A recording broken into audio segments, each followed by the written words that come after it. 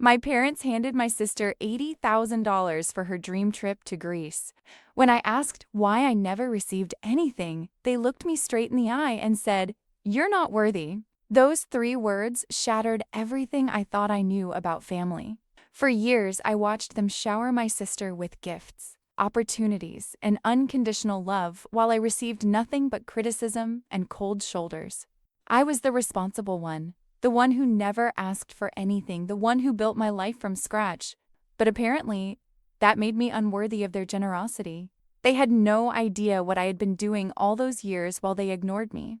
They didn't know about the sacrifices I made, the empire I built in silence, or the power I held in my hands. The day came when they needed something from me desperately. That's when I finally showed them exactly who the unworthy daughter really was. What happened next left them speechless, on their knees, begging for forgiveness. But was it too late? Sometimes, the people who underestimate you the most are the ones who end up needing you the most. I was 12 years old, the first time I realized my parents loved my sister more than they loved me.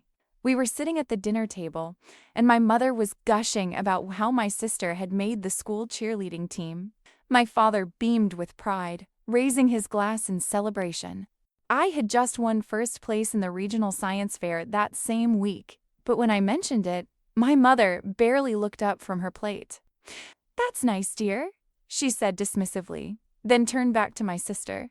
"Tell us more about the routine you're learning." That moment planted a seed of understanding that would grow into an undeniable truth over the next 3 decades. I wasn't imagined. I wasn't being overly sensitive. My parents simply loved my sister more, and they didn't even try to hide it. Growing up, the favoritism was everywhere.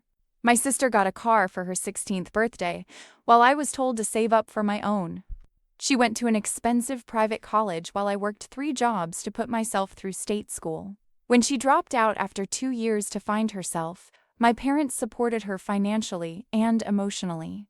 When I graduated with honors and a double major, they couldn't make it to my ceremony because they were helping my sister move into a new apartment across the country. "You're so independent," my mother would say, as if that justified their neglect.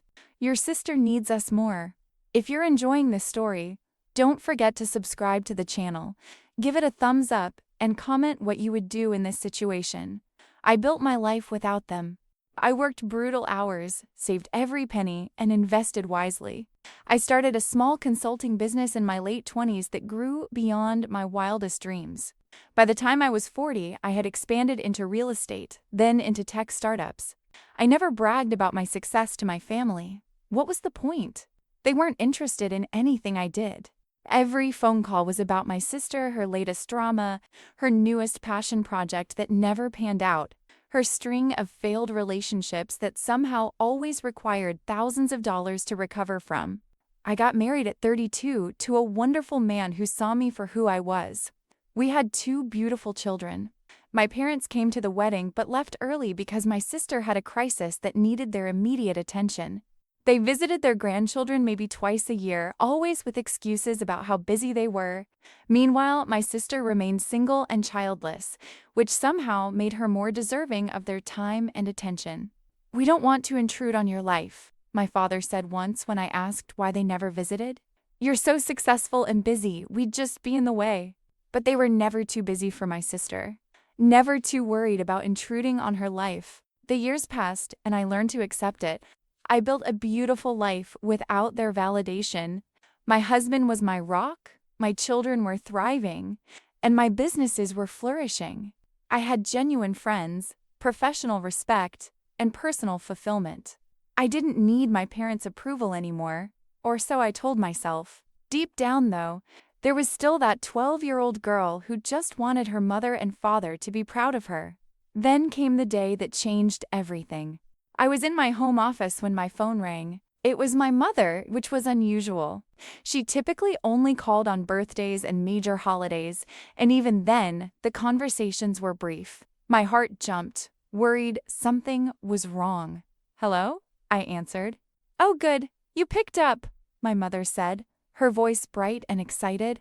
"I have wonderful news. Your sister is finally going to Greece."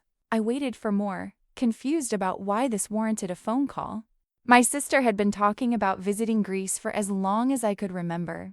It was her dream destination, the place she posted about constantly on social media, the trip she'd been planning for over a decade.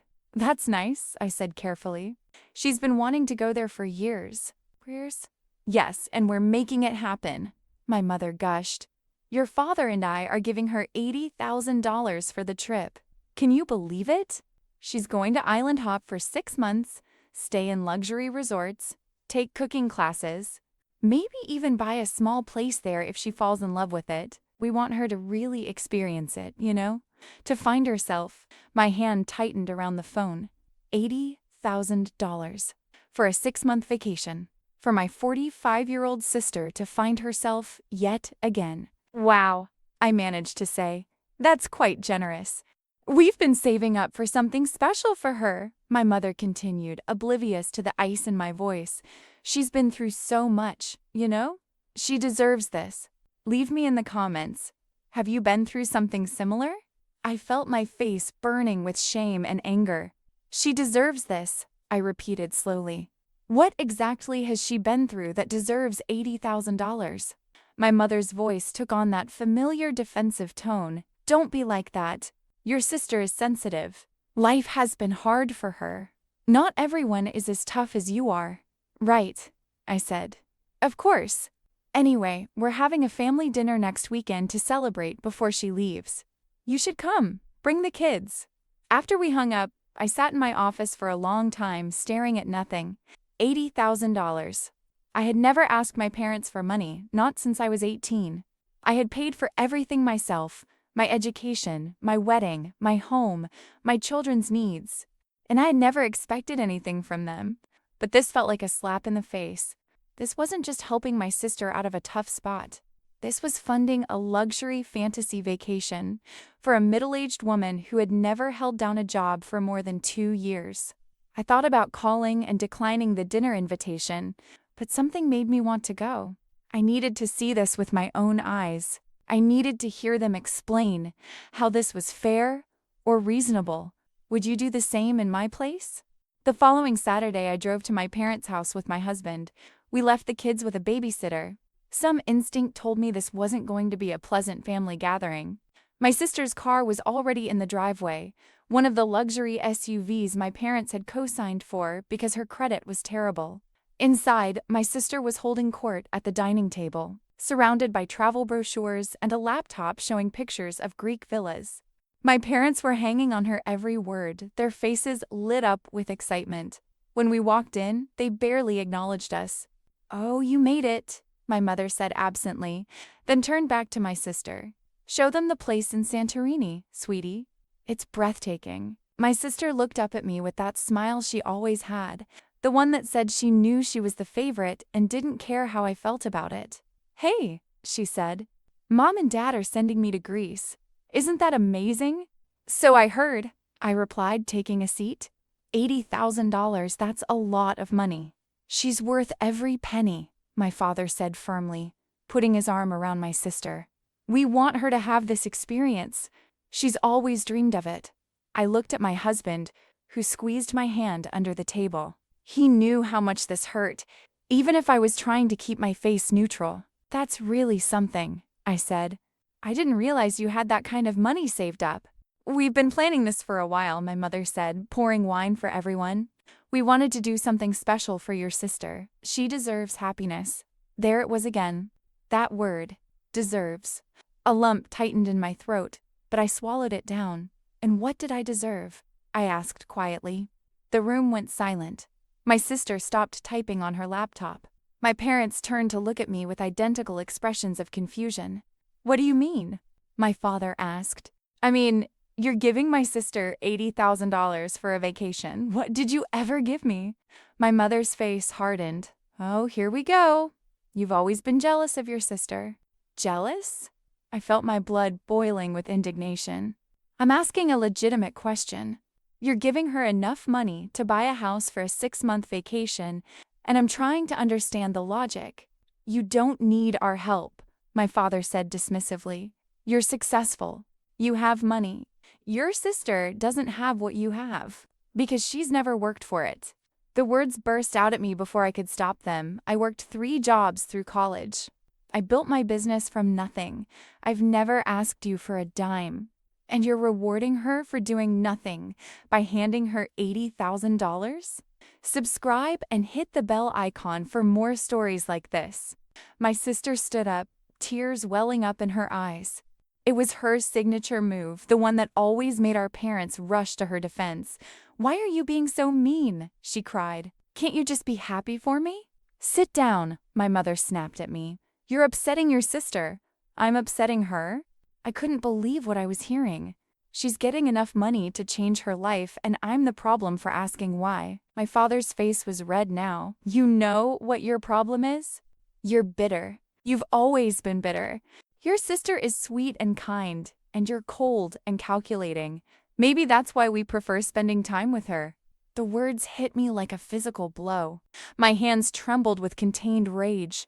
My husband stood up, ready to leave, but I held up my hand. I wasn't done. "So that's it, then," I said, my voice shaking. "She's sweet and deserving, and I'm cold and unworthy. Is that what you're saying?" "If the shoe fits," my mother said coldly. She actually said that. My own mother. My sister was crying harder now, milking the moment for everything it was worth. "I don't want to fight," she sobbed.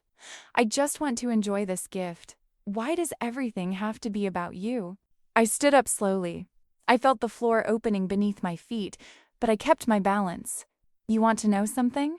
I said, looking at each of them. "I came here tonight hoping you'd realize how unfair this is. I thought maybe, just maybe, you'd acknowledge that you've treated me like garbage my entire life. But you can't even see it. You're so wrapped up in your golden child that you're completely blind to reality." "Get out," my father said, pointing to the door. "Get out of this house if you're going to be disrespectful." "Disrespectful?" I laughed, but it was a bitter sound. "That's rich coming from people who have disrespected me for 45 years. Get out!" he shouted. "Give it a thumbs up if you think I did the right thing." My husband took my arm gently. "Come on," he said quietly. "Let's go." We walked to the door and I turned back one last time. My sister was being comforted by both parents, their arms wrapped around her like she was the victim in all of this. They weren't even looking at me anymore. "You know what?" I said from the doorway. "You're right. I am different from her. I'm independent and successful because I had to be. Because you never gave me a choice. So thank you, actually. Thank you for teaching me that I can't rely on anyone but myself." "Good," my mother said coldly. "Maybe now you'll stop playing the victim." I walked out and didn't look back. The drive home was silent. My husband held my hand while I stared out the window, trying to process what had just happened. When we got home, I went straight to my office and closed the door. I sat in the dark for hours, replaying every moment of my childhood. Every time they chose her over me, every disappointment, every heartbreak, and then something shifted inside me. A cold fury settled over me, but it wasn't the hot, explosive anger from the dinner. This was something else. This was clarity. I pulled out my laptop and started looking through my files. Financial records, investment portfolios, property deeds. I had been so busy building my empire that I hadn't really thought about what it all meant. But sitting there in the dark, I realized something that changed everything. I had power. Real power. The kind of power that my parents couldn't even comprehend, and I was about to use it. Comment below what you would have done differently. The first thing I did was call my lawyer the next morning. Richard had been handling my legal affairs for 15 years, and he knew my family situation well enough not to be surprised by what I was about to ask. "I need you to draw up some documents for me," I said, "and I need you to be very thorough." Over the next 2 weeks, I put my plan into motion. I didn't tell my husband everything because I didn't want him to try to talk me out of it. He knew I was hurt, and he supported me, but he didn't know what I was planning. Nobody did. I went to work every day, took care of my children, lived my normal life, but underneath, I was preparing for something that would change everything. My sister left for Greece 3 weeks after that disastrous dinner. She posted pictures constantly on social media. Sunset views, expensive meals, luxury hotel rooms. My parents commented on every single post with heart emojis and proud messages. I didn't block them, but I didn't engage either. I just watched and waited. 2 months into my sister's trip, I got a call from my father. This was unusual. He never called me directly. My mother was always the intermediary for any family communication. "Hello?" I answered, my heart pounding. "We need to talk," he said, his voice tight. "Can you come to the house?" "What's this about?" "Just come," he said. "It's important." I almost said no. I almost told him that I was done with their drama, done with being the disappointing daughter, done with everything. But curiosity got the better of me. "I'll be there tomorrow," I said. When I arrived at their house the next day, I knew immediately something was wrong. My father's car was in the driveway, which meant he'd taken time off work. That never happened unless something serious was going on. My mother answered the door, and I was shocked by her appearance. She looked like she'd aged 10 years in 2 months. Her eyes were red and swollen, her face drawn with stress. "Come in," she said quietly, none of the coldness from our last encounter in her voice. My father was sitting at the kitchen table, his head in his hands. When he looked up at me, I saw something I'd never seen before: fear. "What's going on?" I asked, remaining standing. I wasn't ready to get comfortable. "We need your help," my father said, and his voice cracked on the last word. I waited, saying nothing. My mother sat down heavily. "We're in trouble," she said. "Serious financial trouble." "What kind of trouble?" I asked, though I had a feeling I knew where this was going. "Your father made some bad investments," my mother said, her voice trembling. "Very bad." "We've lost almost everything. The house is mortgaged to the limit, our savings are gone, and we have debts we can't pay." I looked at my father. "How much are we talking about?" 200,000, he whispered. "Maybe more." I made some deals that fell through, invested in things I shouldn't have. I thought I could make it back, but everything just kept getting worse. "How would you act in this situation?" A cold satisfaction washed over me, but I kept my face neutral. "That's a lot of money." "We know," my mother said quickly. "And we know we haven't been fair to you. We know we've made mistakes. But you're our daughter, and we need help." I almost laughed. After everything, after years of neglect and favoritism, after literally being called cold and unworthy, they wanted my help. They needed me. "Does my sister know about this?" I asked. They exchanged a glance. "We haven't told her yet," my father admitted. "She's still in Greece. We didn't want to ruin her trip." Of course they didn't.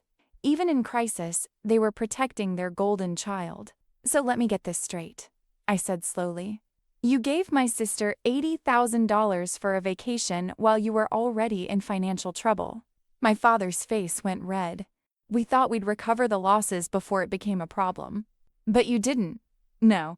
I pulled out a chair and sat down finally. "And now you need me to bail you out." "Please," my mother said, and there were tears streaming down her face. "We'll lose the house, everything we've worked for. We'll have nothing." I could barely breathe through my humiliation at how they'd treated me, but this moment was too important to let emotion cloud my judgment. I had spent 2 months preparing for something like this. Not exactly this, but close enough. "How much do you think I'm worth?" I asked them. They looked at each other, confused by the question. "I'm not sure what you mean," my father said. "My net worth," I clarified. "How much money do you think I have?" "We don't know," my mother said. "You never talk about your work. A few million, maybe?" I smiled, and it wasn't a kind smile. "Try 50 million. Closer to 60, actually, depending on the market." The color drained from both their faces. $50 million, my father repeated, his voice barely audible. "I've been building my businesses for 25 years, I said. "Own commercial real estate in 6 states. I have equity in 12 successful tech companies. I have investment portfolios that generate more passive income in a month than you made in your best year. And you know what's funny? You never once asked about any of it.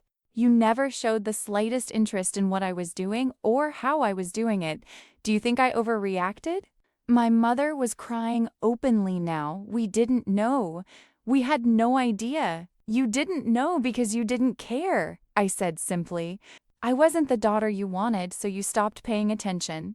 And now you need money, so suddenly I matter. That's not fair, my father protested weakly. Fair? I stood up, and they both flinched. You want to talk about fair? Let me tell you what's not fair. What's not fair is working 3 jobs while my sister got everything handed to her. What's not fair is paying for my own wedding while you paid for her countless fresh starts. What's not fair is my children barely knowing their grandparents because you're always too busy with your favorite daughter. What's not fair is being called cold and unworthy because I didn't need your handouts. We're sorry, my mother sobbed. We're so sorry. We were wrong. We see that now, do you? I challenged. Or are you just sorry because you need something from me? The silence that followed answered my question. I walked to the window and looked out at the garden where I used to play as a child, always alone while my sister was inside with our parents. A lump tightened in my throat, but I refused to cry. Not now, not in front of them. I could write you a check right now for $200,000, I said, my back still to them. It wouldn't even make a dent in my accounts. I could save your house, clear your debts, and set you up comfortably for the rest of your lives. Would you? My father asked, hope creeping into his voice. We'd pay you back, we swear. I turned around slowly. I said I could. I didn't say I would. The hope died in their eyes. But you're our daughter, my mother said desperately. Family helps family. Family, I repeated. That's an interesting word. Tell me, when exactly were you my family? When you skipped my college graduation? When you forgot my children's birthdays? When you told me I wasn't worth your time or attention? When you called me cold and unworthy and told me to get out of your house? We were angry, my father said. We said things we didn't mean. No, I said firmly. You said exactly what you meant. You just didn't expect to ever need me. Comment if you know someone like this. My mother stood up and came toward me, her hands outstretched. Please, she begged, don't do this. Don't abandon us when we need you most. I stepped back from her reach. Abandon you? I'm not abandoning you. I'm just treating you the way you've treated me my entire life. I'm being independent, remember? That's what you always praised me for. My independence, my ability to handle things on my own. This is different, she insisted. This is an emergency. So is my life, I said quietly. Every single day of my childhood was an emergency for me. An emergency of neglect, of feeling unwanted, of wondering what was wrong with me that my own parents couldn't love me the same way they loved my sister. But I handled it on my own, didn't I? Because that's what I do. I'm tough. I'm independent. I'm cold and calculating. Stop, my father said, his voice breaking. Stop throwing our words back at us. Why? I asked. They're your words. You said them. You meant them. Why shouldn't you hear them again? Because we're sorry, he shouted. We're sorry, okay? We were wrong about everything. We were terrible parents to you. We see that now. Please, just help us. We're begging you. I felt my face burning, not with shame this time, but with the heat of a decision I'd already made 2 months ago. I'm going to help you, I said, and they both sagged with relief. But not in the way you think. I pulled a folder out of my bag and set it on the table. I've purchased your mortgage from the bank, I said calmly. As of yesterday, I own the debt on this house. They stared at me in shock. I've also purchased most of your outstanding debts from your creditors. They were happy to sell them to me at a discount. So congratulations, you don't owe multiple people anymore. You just owe me. What are you saying? My mother whispered. I'm saying that I own your financial future now, I said. And I'm going to offer you a deal. You can stay in this house rent-free for the rest of your lives. I'll clear all your debts. I'll set up a trust fund that will cover your living expenses, medical bills, everything you need. Thank God, my father breathed. I'm not finished, I said coldly. In exchange, you're going to do something for me. You're going to tell my sister the truth. You're going to call her right now and explain that her trip needs to end immediately because you're broke and you need her to come home and help. Don't mention me. Don't mention that I'm helping you. Let her show you who she really is when you need her. Was I wrong to feel this way? They looked at each other in horror. We can't do that, my mother said. It'll ruin her trip. She's been so happy. That's the deal, I said firmly. Take it or leave it. Call her now, or I foreclose on this house tomorrow and collect on every debt you owe me. Your choice. This is cruel, my father said. No, I corrected him. Cruel is telling your daughter she's not worthy. Cruel is choosing one child over another for their entire life. Cruel is only valuing someone when you need something from them.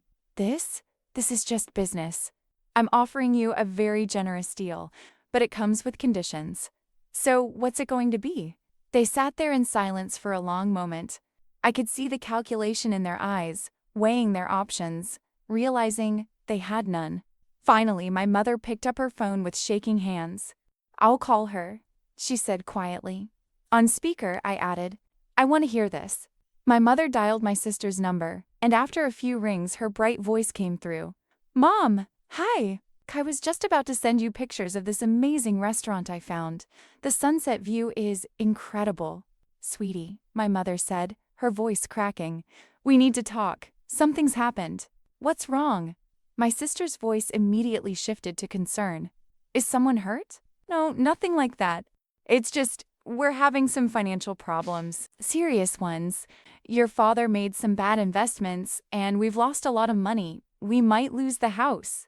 There was a long pause. Oh no, my sister said finally.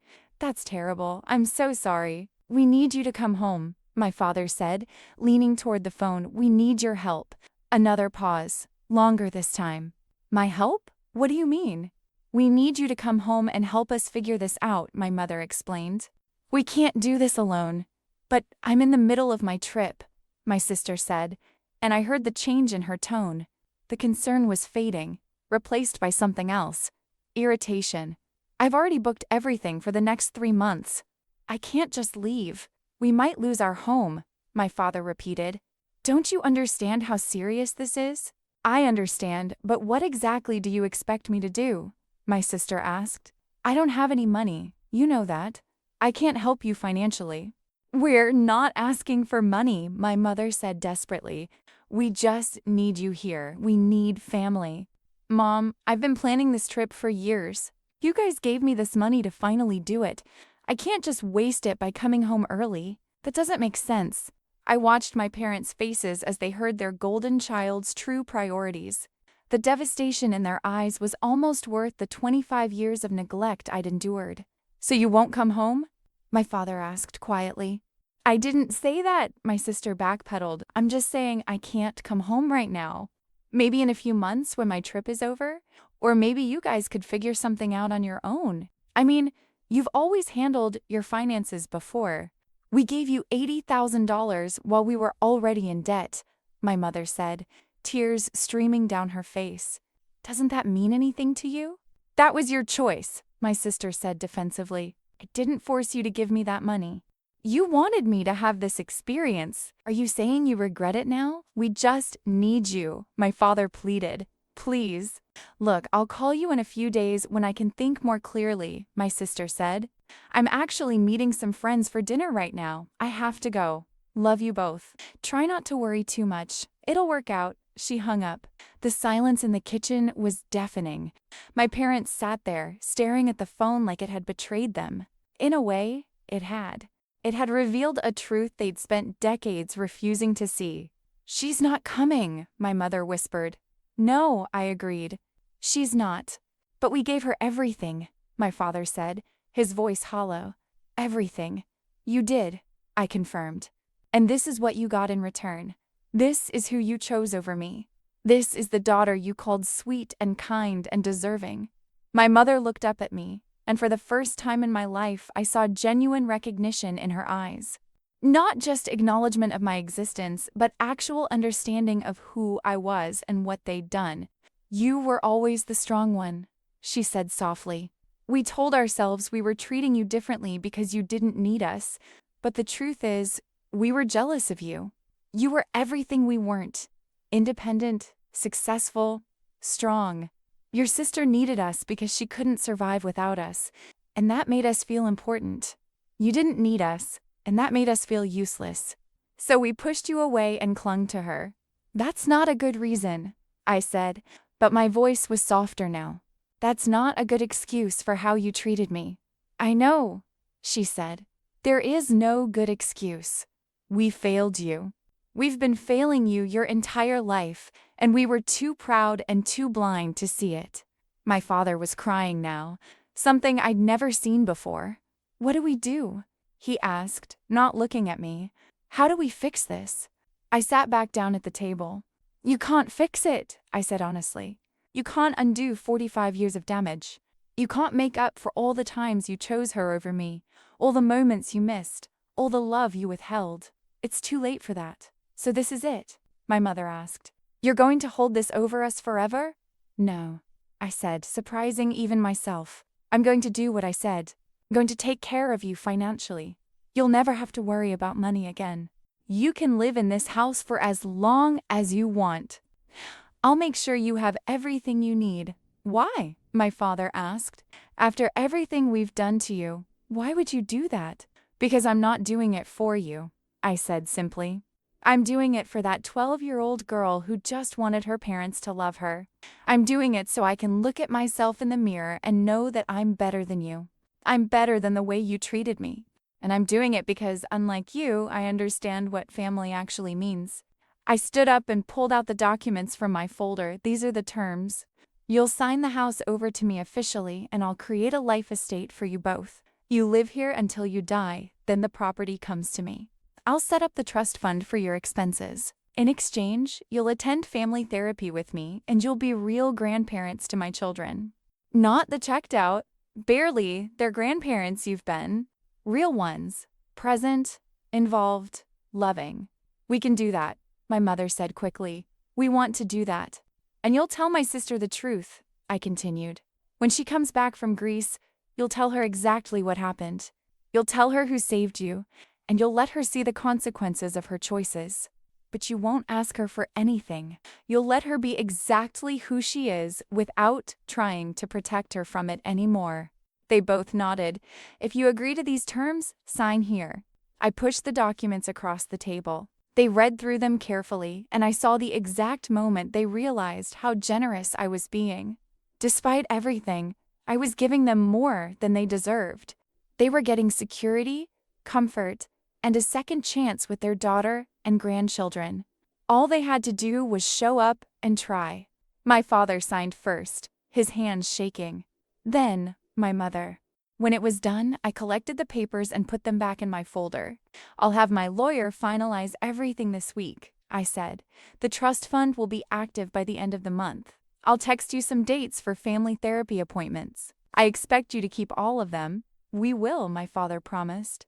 Thank you. We don't deserve this, but thank you. You're right, I said. You don't deserve it. But my children deserve grandparents, and I deserve to know that I did the right thing, even when you didn't. I walked to the door, then turned back one last time. Just so we're clear, I said, this doesn't mean I forgive you. Forgiveness might come someday, or it might not. But either way, this is me choosing to be the bigger person. This is me breaking the cycle. This is me showing my children that success isn't just about money, it's about character. My mother was crying again, but these tears seemed different. We'll do better, she said. I promise. We'll do better. I hope so, I said, because this is your last chance. If you blow it, there won't be another one. I left them sitting at that table, processing everything that had just happened. On the drive home, I called my husband and told him everything. He was silent for a long moment after I finished. Are you sure about this? He asked finally. After everything they've done, you're really gonna help them? I'm sure, I said. It's not because they deserve it, but because I need to. I need to know that I'm better than them. I need to know that even when people hurt me, I can still choose kindness on my terms. Does that make sense? It makes perfect sense, he said. It makes you the incredible woman I fell in love with. 3 months later, my sister came home from Greece. But then my parents had been coming to family therapy with me every week. They'd been visiting my children regularly. They'd been learning to be real grandparents, real parents. It wasn't perfect, and there were still moments of tension, but they were trying, really trying. When my sister arrived, my parents sat her down and told her everything. They told her about the financial crisis, about my intervention, about the deal I Tenter Novamente Zero Continued made with them. They told her how she'd refused to come home when they needed her, and how I'd been the one to save them. I wasn't there for that conversation. I didn't need to be. But my mother called me afterward, and I could hear something in her voice I'd never heard before when she talked about my sister. Disappointment. She was angry, my mother said quietly. She said we should have told her you were helping. She said she would have come home if she'd known there was a solution. But that's not the point, is it? We needed her, and she chose her vacation. No, I agreed. That's not the point. She wants to see you, my mother continued. She says she wants to apologize. I'm not ready for that, I said honestly. Maybe someday, but not now. I understand, my mother said, and I believed she did. My sister tried to reach out several times over the following weeks. Calls, texts, even showing up at my office once. I kept my distance. I wasn't being cruel. I simply had nothing to say to her yet. She'd shown me exactly who she was when it mattered, and I needed time to process that. Eventually, she stopped trying so hard. She got a job, her first real full-time job in years. My parents told me she was struggling with it, finding it hard to adjust to having a boss, having responsibilities, having to show up every day. They didn't bail her out this time. They couldn't afford to, and more importantly, they were finally learning not to. The family therapy sessions continued. They were hard. There were sessions where I cried, sessions where I raged, sessions where I sat in silence because I couldn't find words for the depth of my hurt. My parents listened. They apologized. They tried to explain, though no explanation could really justify what they'd done. Slowly, painfully, we started to build something new. Not the relationship we should have had all along, but something honest at least. My children got to know their grandparents, real relationships formed. My daughter told me once that Grandma had come to her school play and cried during her solo. My son showed me pictures of a fishing trip with Grandpa. These were the moments they'd given my sister's hypothetical children for years, and now they were finally sharing them with their actual grandchildren. One evening, about 6 months after everything had happened, my father called me. I need to tell you something, he said. Something I should have said a long time ago. Okay, I said, bracing myself. I'm proud of you, he said, his voice thick with emotion. I'm so proud of who you've become, what you've built, how you've handled all of this. You became an incredible woman despite us, not because of us, and that's something I have to live with. But I want you to know that I see you now. I really see you, and I'm so damn proud to be your father, even though I don't deserve to be. I had to pull my car over because I was crying too hard to drive. Those were the words I'd been waiting my entire life to hear. And they came 45 years too late, but they still mattered. They still meant something. Thank you, I whispered into the phone. No, he said. Thank you. Thank you for being better than us. Thank you for giving us this chance. Thank you for being the kind of person who does the right thing even when it's hard. We talked for over an hour that night. Really talked, maybe for the first time ever. He told me about his own childhood, his own absent father, his own insecurities that he'd projected onto his children. None of it excused what he'd done, but it helped me understand it. Understanding wasn't forgiveness, but it was a step toward it. The holiday season came, and for the first time in decades, I actually wanted to spend it with my parents. We hosted Thanksgiving at my house, and my mother helped me cook. My sister came too, awkward and uncertain, trying too hard to fit into a family dynamic she'd never had to work for before. It wasn't comfortable, but it was real. During dinner, my daughter asked me to tell the story of how I started my first business. My parents leaned in, genuinely interested, asking questions they'd never bothered to ask before. My sister sat quietly, and I saw something on her face I'd never seen before. Respect, maybe even a little envy, but the healthy kind. The kind that might motivate her to build something of her own instead of waiting for it to be handed to her.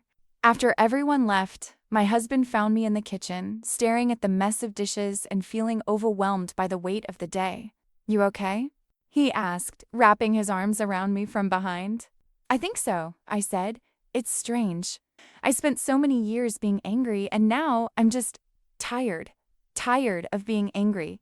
Tired of holding on to it. Does that mean you're ready to forgive them?" I thought about it for a long moment. I don't know if I'll ever fully forgive them. What they did shaped my entire life. It made me who I am, yes, but it also hurt me in ways that don't just disappear. But I think I'm ready to let go of the anger. I think I'm ready to accept that they're flawed people who made terrible mistakes, and that I can have a relationship with them anyway. Not the relationship I wished for as a child, but something real and honest. "That sounds like healing," he said softly. "Maybe," I agreed. "Or maybe it's just me choosing peace over justice. I don't know. But I'm tired of letting their mistakes define my life. I'm tired of being the daughter who wasn't worthy. I want to just be me now." He kissed the top of my head. "You've always been worthy. They were just too blind to see it." The next morning, I woke up to a text from my sister. It was long, rambling, full of apologies and explanations and excuses. But at the end, she wrote something that felt genuine.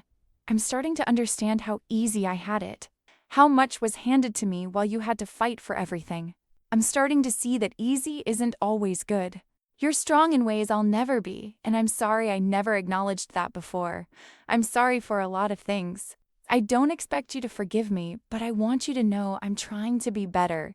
I got a promotion at work yesterday. It's small, but it's mine. I earned it. And I thought of you when it happened, because you taught me that earning something feels better than being given it. Thank you for that lesson, even if you never meant to teach it to me." I read the message 3 times. It wasn't enough. It didn't erase years of entitlement and disregard, but it was something. It was a start. I typed back, "Congratulations on the promotion. Keep going." Short but honest. I wasn't ready for more, and that was okay. Life moved forward. The trust fund I'd set up for my parents covered their needs, but it wasn't extravagant. They learned to budget, to make choices, to appreciate what they had. My mother started volunteering at a local charity.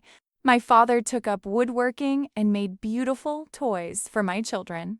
They were building lives that had meaning beyond just serving my sister's whims. My sister kept her job. She dated someone normal for the first time, a teacher who didn't have money to throw around but treated her with genuine respect. She came to family dinners and didn't dominate the conversation anymore. She asked about my work, about my children, about my life. Sometimes the questions felt performative, but sometimes they seemed real. One year after the dinner that changed everything, I sat in my therapist's office. Not family therapy, but my own individual therapy that I'd started to process everything. "Do you regret how you handled it?" my therapist asked.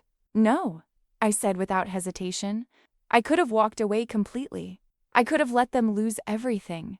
Part of me wanted to. Part of me wanted them to feel even a fraction of the pain they'd caused me.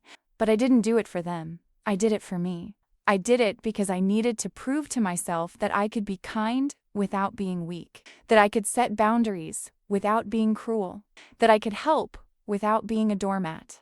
"And did you prove it?" "Yes," I said. "I proved that you can be strong and compassionate at the same time. I proved that you can demand respect while still offering grace. I proved that being the bigger person doesn't mean letting people walk all over you. It means choosing your response instead of just reacting." "That's significant growth," my therapist noted. "It doesn't always feel like growth," I admitted. "Sometimes it still hurts. Sometimes I still wake up angry about all those years they threw away. But I'm learning to hold both truths at the same time. They hurt me deeply, and I'm choosing to move forward anyway. Not for them, for me." The second holiday season came, and it was easier. My parents had found their rhythm with my children. My sister had been dating her teacher for 8 months and seemed genuinely happy. We were all sitting around my living room after dinner when my mother said something that surprised me. "I want to propose a toast," she said, standing up with her wine glass. Everyone turned to look at her. "To my daughter," she continued, looking directly at me, "who taught us all what real strength looks like. Who showed us that success isn't about what you're given, it's about what you build. Who proved that you can be hurt deeply and still choose kindness. Who saved us not because we deserved it, but because she's a better person than we ever were." The room was silent. My sister looked uncomfortable but didn't disagree. My father nodded, tears in his eyes. My husband squeezed my hand. "I know I can't undo the past," my mother continued. "I know I can't give you back those years when you needed a mother and I wasn't there. But I want you to know that I see you now. I'm so incredibly proud of you. And I'm grateful every single day that you gave us a chance to be part of your life, even after everything we did to push you away." She raised her glass. "To my daughter, the worthy one, the one who was always worthy, even when we were too foolish to recognize it." Everyone raised their glasses. Even my sister, though I saw her wipe away a tear. I raised mine too. And in that moment, I felt something shift inside me. Not forgiveness, not entirely, but something close. Acceptance, maybe. Peace. After everyone left that night, I stood in my driveway watching the taillights disappear. My husband came out and stood beside me. "You know what's funny?" I said. "When I was a kid, all I wanted was for them to see me, to be proud of me, to love me the way they loved her. And now I have that sort of, and it doesn't feel the way I thought it would." "How does it feel?" "Bittersweet," I said. "I'm glad we have a relationship now. I'm glad my children know their grandparents. I'm glad I chose compassion over cruelty. But there's still this part of me that grieves for the childhood I should have had, the parents I should have had, the family we could have been if they'd just seen me from the beginning." "That grief is valid," he said. "You can be grateful for where you are now and still mourn what you lost. Both things can be true." "When did you get so wise?" I asked, leaning into him. "I married you, didn't I?" he teased. "I learned from the best." We stood there in the cold night air, and I thought about everything that had happened. The pain, the betrayal, the moment I almost walked away forever, the choice I made to help them anyway, the slow, difficult process of rebuilding something from the ashes of what should have been. I thought about my sister, finally learning to stand on her own feet, about my parents, finally learning to be parents to both their daughters, about my children, who would grow up knowing they were equally loved, equally valued, equally worthy. And I thought about myself, about the girl who was told she wasn't worthy and spent her whole life proving them wrong, about the woman who could have chosen revenge but chose something harder instead, about the person I'd become through all of it, strong but not hardened, successful but not cruel, hurt but not broken. I thought about what I would tell that 12-year-old girl at the dinner table, the one who first realized her parents loved her sister more. I would tell her that it wasn't her fault, that she was always enough, always worthy, always valuable, that their inability to see her said everything about them and nothing about her. I would tell her that one day she'd build an empire, raise a beautiful family, and force them to see what they missed, and that when that day came, she'd have the strength to be kind anyway, because that's what real power looks like. The wind picked up, and I shivered. My husband guided me back toward the house, toward warmth and light and the life I'd built with my own 2 hands. "Do you think they've really changed?" I asked him as we walked. "Or are they just being better because they have to be? Does it matter?" he asked. "Either way, they're showing up now. They're trying. That's more than they ever did before." He was right. Motivation didn't matter as much as action.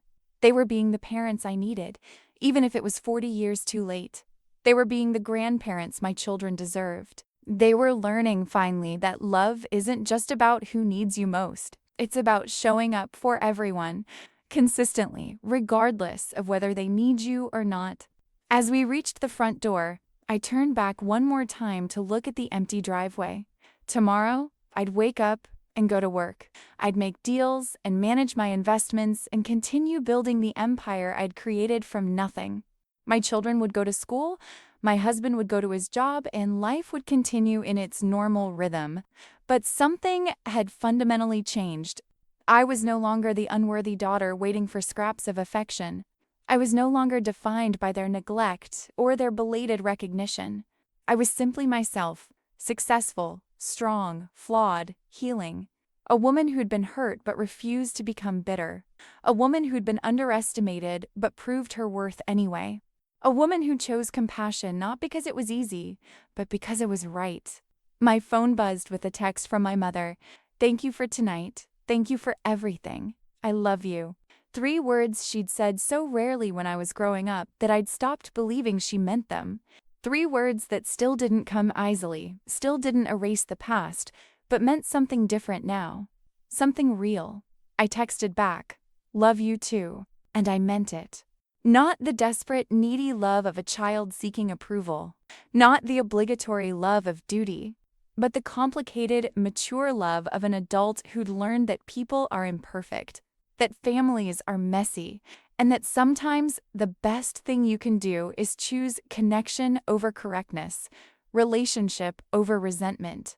I walked into my house, into my life, into my future. Behind me was a past full of pain and neglect. Ahead of me was a future I'd built on my own terms. And in the present moment, I had peace, hard-won, complicated, imperfect peace. Because at the end of the day, being worthy was never about them. It was never about proving anything to my parents or my sister or anyone else.